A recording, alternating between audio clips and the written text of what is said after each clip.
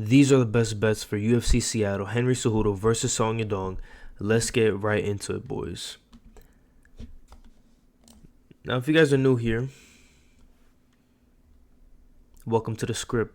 We have been profitable for the past 3 cards, excluding UFC 312.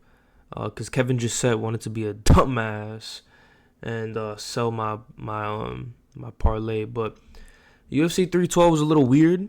We would have had 4 profitable cards in a row, but UFC 312 was a little weird. 2 of our 5 parlays got voided. A lot of fight cancellations. That fight was a little tricky to break down. And yes, boys, don't say anything about my hair. I know I'm looking a little rough, boys. But yeah, 2025 has been pretty good to us so far. Can't complain. Let's get straight into it. These are the best favorites for the card. Gene Silva. I honestly don't even have to say too much. On the Fighting Nerds, solid fighter. He's very well-rounded. Minus 575, honestly, kind of looks like a steal, in my opinion, for him. And I like Gene Silva.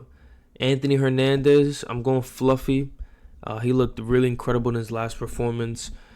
He kind of shocked a lot of people. The odds were pretty close for him versus Michel Pereira, and it was a masterclass by Anthony Hernandez on Pereira. Nursultan Ruziboyev, kind of a cheat code, honestly.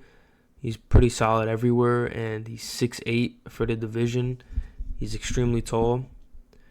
We have Ibo Aslan, and for those who are wondering, where's Mansoor? We don't really like to put people on the list if they're like minus 1100, and especially recently the minus 1100's been losing, actually.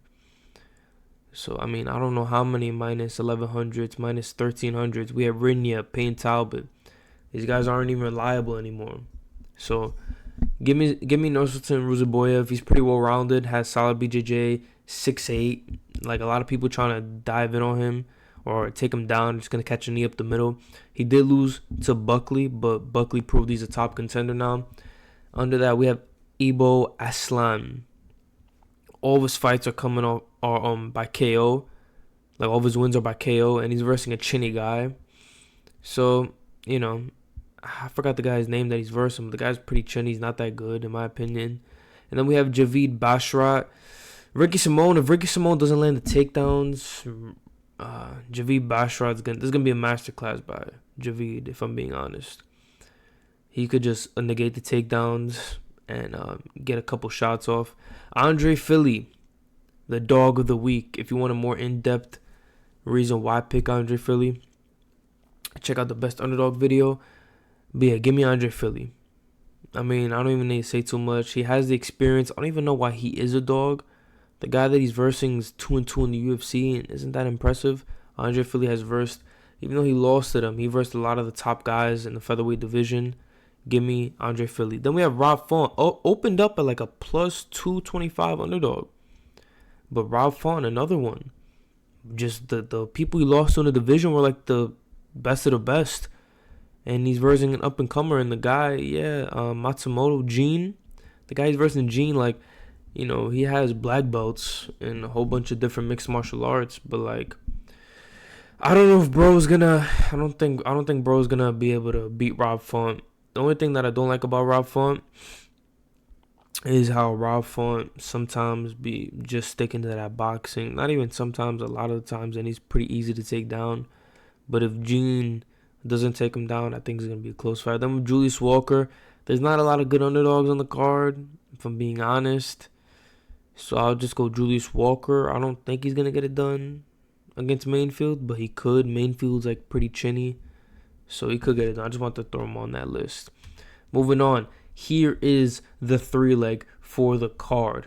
First 3-leg. We have Henry Cejudo over 3.5 rounds. Henry Cejudo versus Song Yadong over 3.5 rounds. Henry Cejudo, if he does take control of the fight, I don't see him knocking out Song. He probably wins by decision. And Song, Henry Cejudo has a pretty good chin. So I don't know if Song is going to KO him cold. I wouldn't be surprised if he did, but I do see this going to the 4th round for sure.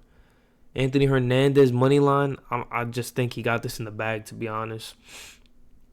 I just think he got this in the bag. He surprised a lot of people against Michel Pereira. He's on a 6-5 win streak. Subs people, has chain wrestling. I think he should be able to get this one done. Javid Bashrat versus Ricky Simon. Ricky Simon, getting older.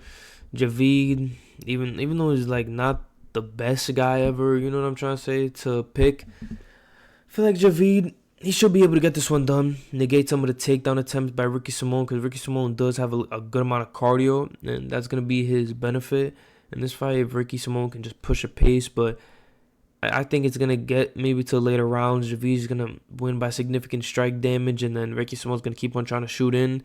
And Javid Bashra has good defensive wrestling and offensive wrestling, so you can mix it up. If you guys want the safe bet, you see that right there, www.winnable.com/thescript.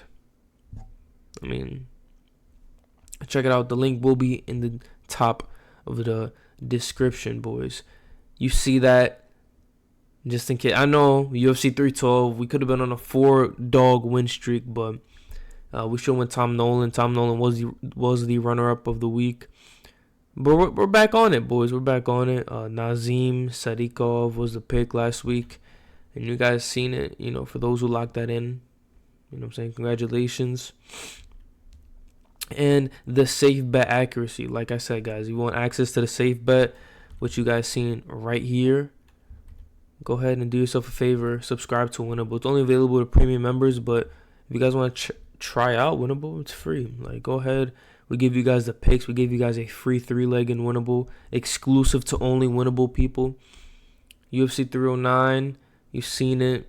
UFC 311, UFC 3. We could have been on a. I feel like UFC 312. I feel like that bet was guaranteed. Quillen knocked out Jubilee in 19 seconds. Kevin Jousset had the more fight experience, had the black belt in judo, but it is what it is. To unlock the UFC Seattle safe bet, subscribe to Winnable, boys. I appreciate you guys tuning in to this little quick UFC breakdown, and I'm out.